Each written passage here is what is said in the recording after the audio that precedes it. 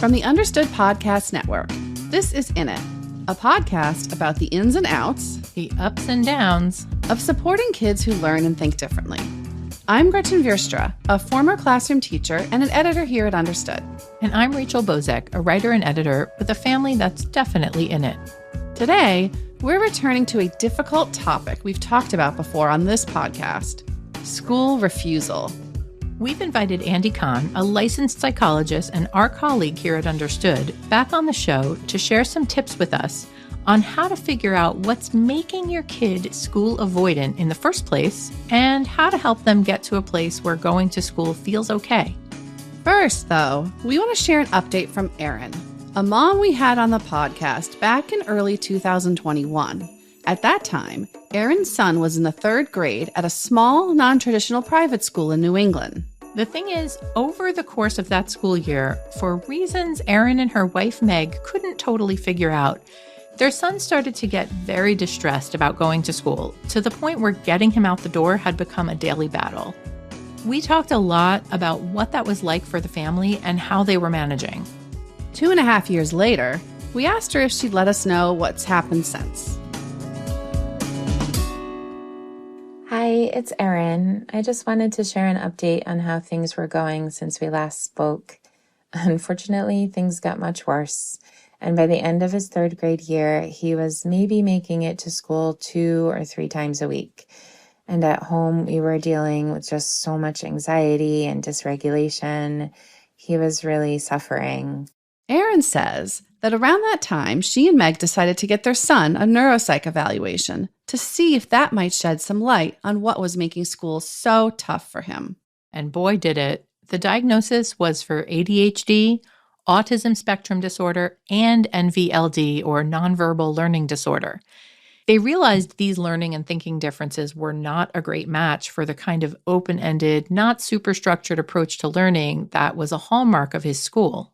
Still, that's where his friends were, and teachers who knew him and cared about him. So for one more year, 4th grade, they tried to make it work. But unfortunately, by that winter, he was just really struggling academically and hating school. And one day he said, "Mom, I just really want to go to a school with kids who have a brain like mine." And that was the moment that Meg and I knew we really needed to make a change. Oof, that is a hard thing to hear as a parent. So hard. That's when they decided to set up a meeting with the special education team at their local school district. And it was amazing to listen to a group of people who had never met our kid, but seemed to understand him and know what kind of support he needed better than anyone else had at that point. They created an IEP for him, and here we are this fall, making the big leap from a small school to our local public middle school for 5th grade. It's been a really big journey, and while we're still on it, we are feeling optimistic that public school is more equipped to meet his learning needs, and hopeful that school can feel easier for him, and mostly that we can build back his self-confidence. For any families going through something similar, Erin has this message to share. I think for parents who are on a journey like this, I would just like to offer solidarity and just permission to listen to your kid and prioritize your relationship with them over school. It's not easy and it can feel really isolating at times, but I do feel like our kiddo trusts that we've got his back, no matter how this school year goes. Okay, so first off, a big thanks to Erin and her family for sharing their school refusal story with us. We are really hoping things have gotten off to a good start. And we should mention that if you didn't hear our original episode with them, there's a link to that in our show notes. And now let's get into it with Andy, who I know has some great ideas on how to help families find their way through this very challenging scenario. Andy, welcome back to In It. Thanks for having me. We're really happy to have you back. So in preparing for this conversation, we were thinking about how school refusal can come in so many shapes and sizes. There can be the flat out, nope, not going. There's the Sunday night jitters. And then sometimes there's the call from the school nurse saying that your child is not feeling well or says they're not feeling well and needs to come home. You're a therapist, and I'm guessing you have your own way of distinguishing between these different types or categories of school refusal. Is that right? Can you kind of talk us through the different types? So I would say that in the day-to-day, I don't really categorize them per se, because I think by the time you bring a clinician in, you're sort of at some sort of severity level, right? So you're getting a call, someone says, hey, this child has missed so many days, or is showing, refusing on Monday morning. So there's so many varieties of ways that school refusal can occur that for me, a lot of it is, I look at sort of helping families understand a little bit about severity and a little bit about presentation. So for example, severity can be anything from, they're giving you a little bit of pushback on a fairly regular basis in the morning. To the more severe ranges where kids have been out of school for days and getting them in at all has been problematic. And we're talking days into weeks and a scary amount of time, obviously, because the effect across a family unit, across a child's education becomes fairly catastrophic. I think you folks were referring a little bit to sort of how they present at the times where we're seeing refusal. So we have the somatic sick refusals, somatic, the fancy word for the physical complaints, right? And I think some of those presentations occur, sometimes they occur and start by accident, meaning child is legitimately sick for a few days. And they might have an accumulation of some anxiety around, I'm missing a lot of stuff. Or if they're really sick, maybe they're afraid their sickness is going to make them stand out in class, maybe needing to run to the restroom or having some difficulties that they don't like to blow their nose in public. But those are really the subtle presentation of being sick makes it really complicated sometimes to know where it's coming from. The other type you might see is the typical fearful, anxious kids. They won't separate. They're struggling to leave the car or get off the bus or get on the bus for that matter. And, those are sort of where the parents are feeling hamstrung because it maybe hasn't fully gotten to school yet. They're wrestling them into the car. They're struggling to get them out of the car. They're coming later and later to work as parents. You're starting to see that before it really lands fully in school. And then you see some of that angry, aggressive refusals. These kids are hitting, kicking, throwing, physically refusing, acting out towards others. So I don't see that they're categorically one way or another that we might see them. It's about sort of sussing out when you actually see it. That makes sense. That makes sense. So that is really helpful to know. And, I wasn't even really thinking about the fact that all of these, other than the call from the nurse, are really like before anybody even walks in the door. And you just sort of echoed a really important severity marker. So for me, for example, one of the things I assess with parents when we talk about refusals and avoidance is talk to me about when during the week your child typically starts worrying or sharing their worries about going to school. So, the classic sort of mild approach is it's Monday morning and they're struggling to get up and get going. But what you can see is the earlier it starts, the more severe it tends to be. So, a Sunday night worry, it's starting to build up a little bit more. But when you start to talk about Friday, 2 hours after getting home for the week, you're starting to go, wow, this is really present for your child. That's when you start to say, we really should be thinking about, yes, the school transition, working on that, that's one piece. But can my child really benefit from some counseling, some therapy, to learn some ways to navigate? This anxiety is really present for them. And it's not only affecting their ability to go to school, but it's impairing their ability to enjoy their daily lives. Right. Yeah. I have a question about just what are some of the most common reasons why a kid might be refusing to go to school?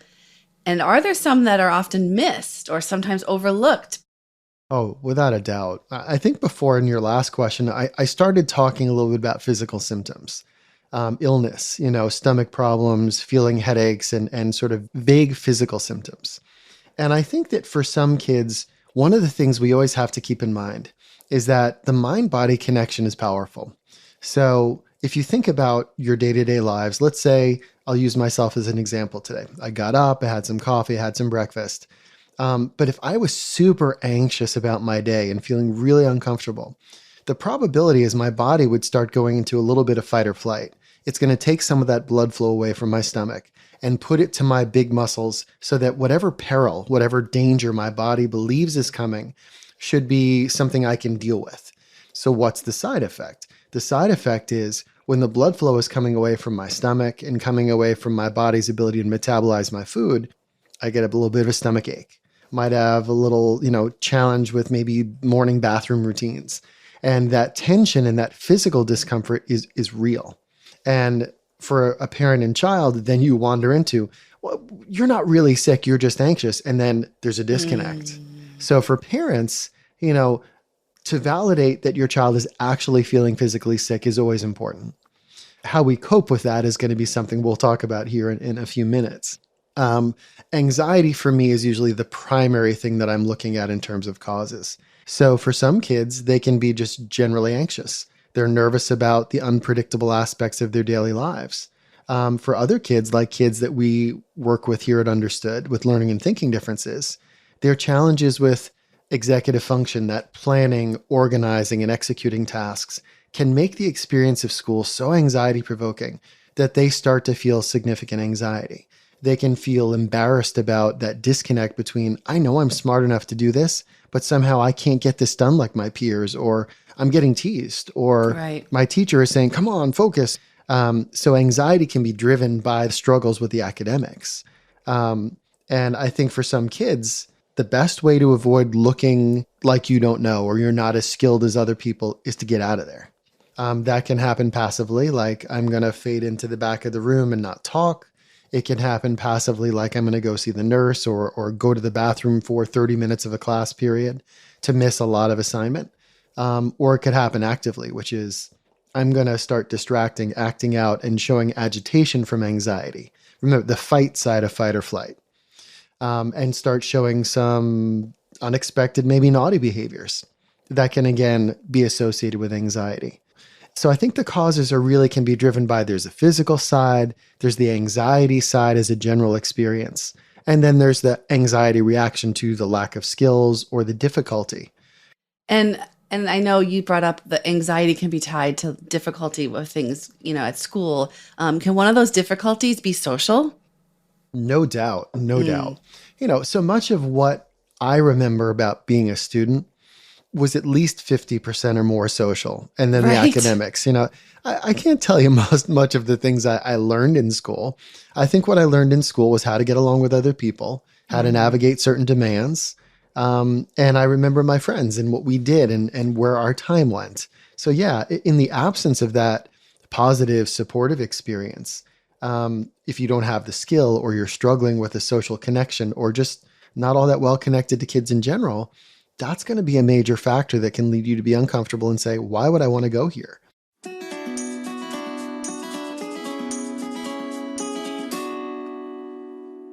Let's talk about some strategies that we can use when we're facing some sort of school refusal.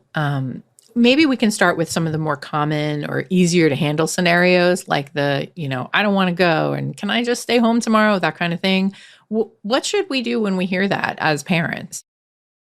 I think the first thing that's important for parents is for your kids to understand that the firm rule is that I have a job to go to, or my care for my home is my job, or whatever I'm doing that occupies my primary role as an adult is my job, and I have to do it. The same way their job as a child is to go to school, that's their job. And that trying to be as honest and kind about the fact that this is the expectation. If we know that you're very uncomfortable, we're going to create strategies to help you become more comfortable. So we have to start what I call from the outside in method, meaning anxiety is a physiological reaction. And if we can teach kids things like relaxation, getting a calm down or safe space, both at home and in school, giving them some time-limited opportunity to take breaks, giving them those opportunities, telling them where those opportunities fit in their day can make managing the anxiety and the avoidance around school for mild anxiety much more workable. The key for the school-based side of that is to have good, solid coordination with teachers. You really have to talk in advance about what to expect and where you're going to go. I talk a lot about doing sort of skill fire drills, right? We don't light a fire and say, oh, it's a fire drill, kids. Let's calmly go out to the parking lot or go out to the ball fields. We run them, letting them know very clearly there's nothing that's dangerous in this moment, and we practice the skill. But we don't really think about that with things like deep breathing and taking calm down space. So having teachers practice with kids in a nonverbal way. Okay, you have a safe space. It's here in this part of the classroom. We're going to practice. So I'm going to come over and I'm going to put a little green card on your desk. Subtle, not even going to look at you. When you see the card, you go to your calm down space, spend 2 minutes and come back. We practice those skills. Now, here's one key in the classroom that I say for all teachers and parents. If you're going to give a child access to a calm down space or a break, make that first break opportunity in the room. Because remember, every time they escape from an environment, we lose. They lose access to peers, they lose access to instruction, and escape is the most reinforcing thing for anxiety. The more you escape, the more anxiety has power. So creating that first set of steps is really great. And then the other part is using body-based interventions where we might, have very specific physical things they're going to do. Deep pressure, or using things like a stress ball or isometrics, pressing hands together, pressing feet against the ground. And some of these can be done in a way that other kids and adults really don't see them. Invisible strategies to me are always best. Anxious kids don't want to be noticed. They want to be invisible. So those are my first strategies with mild anxiety, self-regulation skills. And that also includes things like if you're in a classroom, giving young kids the opportunity to work while sitting, standing, or lying on their bellies, so that they can change the proximity to the materials. Does that sound like it stands out or looks different? Here's the trick. When you use these strategies, teach them to everybody. Teach all the kids in your classroom. Teaching it to everyone is good. You set a cultural norm. You show that self-regulation and skills to take care of yourself are the expectation of humans, not something that kids who have differences or challenges are using. So for me, that's a huge piece of what I do, particularly with mild anxiety and avoidance. Yeah. So what if you've been trying all these things and you've gotten to the point where your kid just literally will not even move out the door? Like you'd have to physically pick them up. Yeah. When you come to that physical, like I can't even get my kid to get into the car, what are you thinking as a parent? Oh, I'm thinking, my gosh, what did I sign up for? I know, right? It's why can't one thing just be easy in my life today? Because remember, when the parent is experiencing that, they're late for work or appointments or taking care of their home. None of this happens in isolation. This happens in the context of your life. Yeah. When it gets to that severity level, some of the things that we really need to consider doing in that household situation or in the intervention situation is to think about, are there things that we can do to help a child sort of reintegrate safely into that environment? So for example, when we think about anxiety, the first thing I think about in terms of managing it for an environment is what I call, and this is psychobabble, I'll break it down in a sec, is creating a hierarchy, meaning what is the most stressful thing to the least stressful thing. Obviously, going into that building is high on the hierarchy. It's a very anxiety-provoking thing. But maybe coming into the back door of the school and going into the gym or going into the library might be a lower area on the hierarchy that your child can actually do. So we try to sort of diffuse the anxiety by coming in and giving them things that they can access that are lower stress, lower anxiety, to try to slowly bring them back in. And, I've been in schools and done this since early 2000s. And I've seen enough principals meet parents at a car door, and I've seen them carry kids in, kicking and screaming. I've seen parents carry them in, kicking and screaming. That does not seem fun. No, and I get it, because if you're lucky and that really extreme option works, sometimes it's done.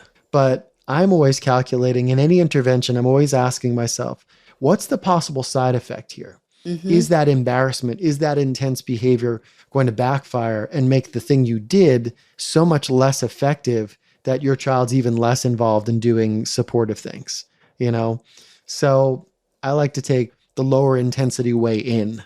If it's really severe and we've got a child who's been out of school for a length of time, what we may need to do in those situations is work on getting that school to accept the child, maybe to come in for the last hour of the day. And we call this backwards chaining, We start and let them finish the day successfully by coming in for a period and then lengthen their day bit by bit from the end to the beginning. And that can be very effective if we create the right opportunity for the child to enter situations that are lower stress. So much of this is about creating a route in that they can tolerate and they can manage, absolutely. Yeah. And when this school refusal is going on, something we've heard from our past guest, Erin, what do you do if you feel like maybe it's the environment where your kid is going to school? It's just not going to work for them. It's so tough because I remember listening to Erin and Meg's story. And when a child's anxiety is so severe that it makes it hard to get engaged in their programming, to regularly get them to the program, and you've made efforts to try to put the structures in place in that school. If your child has an identified diagnosis and the school you're in really isn't equipped to serve your child, then you may be coming up against barriers that are just literally, they're structural. That environment can't do what they need them to do. Sometimes you're going to find that having a change of school, a change of program can be helpful. And I think for some families, that's a completely acceptable thing to look at. It's a big change. But when you've been working for as long as Erin and Meg have, you really have to say, okay, what's the best option for our child? And I think that can be very helpful for kids and their families when they know those options are out there.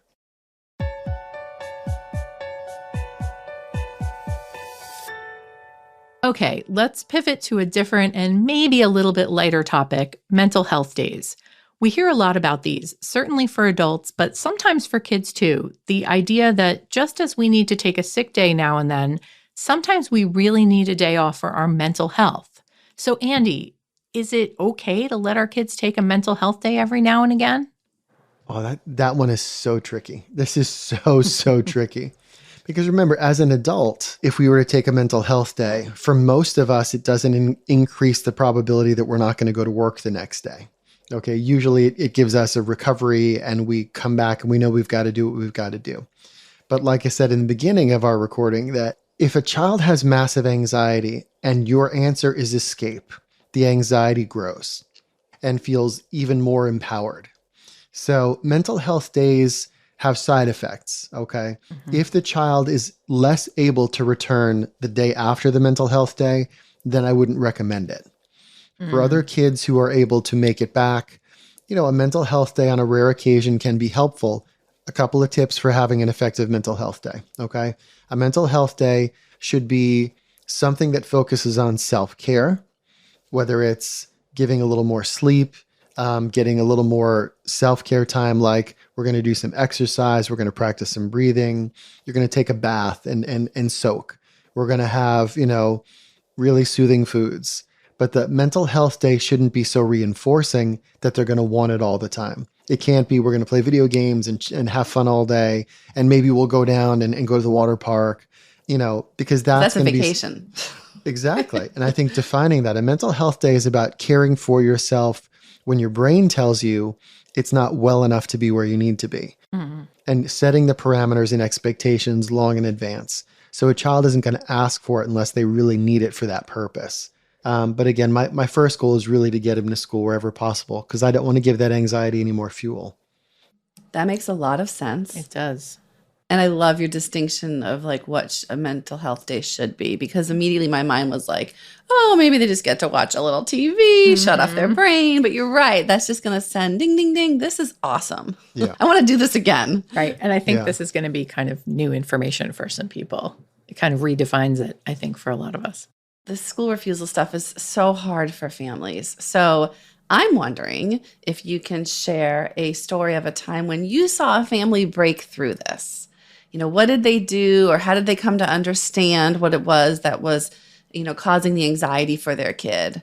Oh, absolutely. Now, there are so many examples of this. I think one of my favorite examples, and this was about 8 years ago, I was working with a young boy, had ADHD, about 8 years old, 9 years old, and he started showing episodes of school refusal that started out with, complaining that morning before school, giving his parents difficulty getting dressed in the morning. So he was missing the bus.